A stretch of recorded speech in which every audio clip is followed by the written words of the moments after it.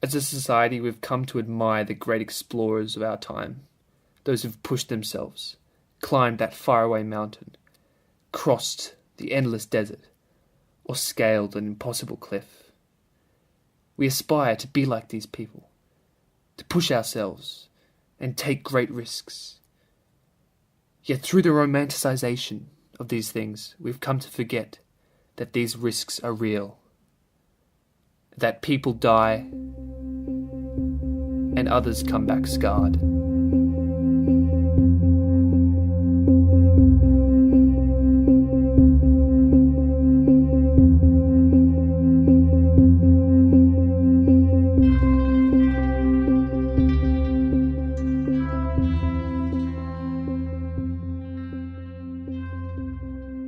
I've known you for how long? I think we met. I've probably known you since I was in 6th grade. Yeah. I mean, with Michael Logan when he was my teacher. Right. And Michael Logan's a good friend These of are the mine. voices of Hayden Kennedy and Chris Kalous on Chris's popular climbing podcast, the Enormocast. Yeah, saxophone player in my band that I had when I was a teacher. And I've known your parents for a while, but Michael Kennedy is a local celebrity of sorts, was the editor of Climbing Magazine and one of the early, if not the founder, one of the early progenitors of that magazine. So, but anyway, I asked Hayden over to talk about his Patagonia trip, which has got really interesting and exciting. So you went down to Patagonia. Hayden ended up deciding... Hayden is a young professional rock climber and alpinist. He is regarded as one of the best in the world. He's also known for his humorous character and incredible wisdom coming from such a young person. He hates social media and would rather climb in the mountains alone without having to brag whenever he's done something amazing.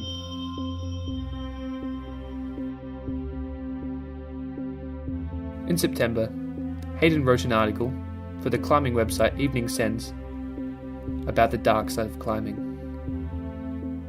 He discussed the sorrow he's been through and the friends he's lost. He said that climbing was either a beautiful gift or a horrendous curse. He couldn't decide. On October 7th, Hayden and his also professional climbing girlfriend Inge Perkins were backcountry skiing on Montana's Imp Peak when they were caught in an avalanche. Hayden was only half buried and managed to escape.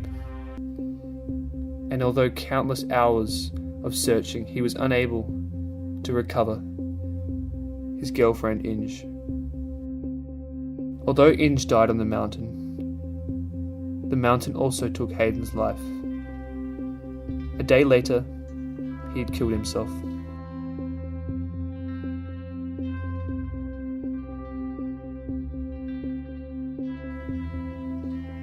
I interviewed Chris Kalous, the producer of the climbing podcast Enormocast, who was also a very close family friend of Hayden's. They'd spent many times sitting around a campfire talking or climbing together. Here's what he had to say about Hayden, as well as the impact he had on the success of his podcast.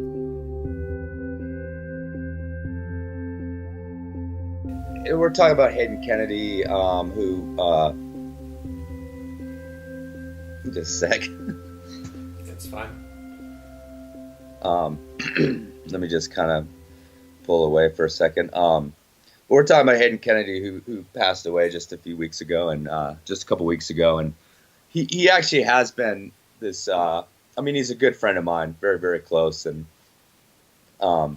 he has been a big part of the show because when I talked about those first 10 episodes being friends of mine, one of the very important kind of milestones for the Enormocast was an interview, a 2-part interview, because it ended up being like 3 hours with Hayden not long after he came back from South America, in Saratoga, and chopping the compressor route. He basically came back from a very, very interesting and difficult experience after chopping this famous route in Patagonia and having the locals basically like literally put like mob scene about trying to basically like kick him out of town, if not beat the crap out of him. And they put him in jail for his own safety. And then he came back to like this very, insane kind of internet storm about either against him or for him. And I talked Hayden into doing this interview. And I said, look,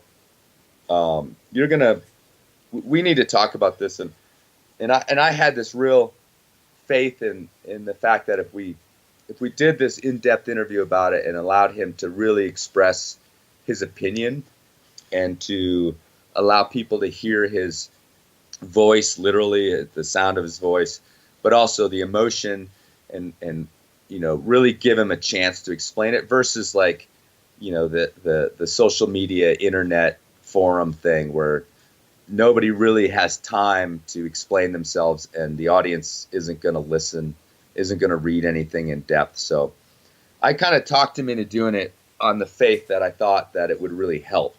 And if someone sat down and listened to, what I thought was going to be an hour, but actually turned into 3 hours, if someone put the time in to listen, even if they disagreed with him still, they're not going to be able to just dismiss him as, an egotistical asshole who, they're not going to be able to dismiss him as an egotistical jerk as much or as easily. For 3 hours.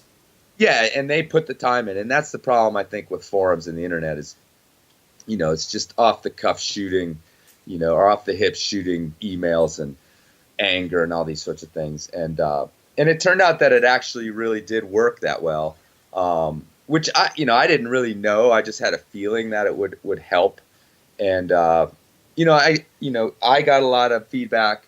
He got a lot of feedback that even again from people that are like, look, I still disagree with you. I don't think you should have done it, but I now know your perspective on it. So he became a really important part of this podcast. And now that he's gone, I'm pretty proud that, what we got from Hayden he was in 3 or 4 or 5 episodes. I haven't even gone and looked back. And I'm glad that's out there now because it was like his true voice.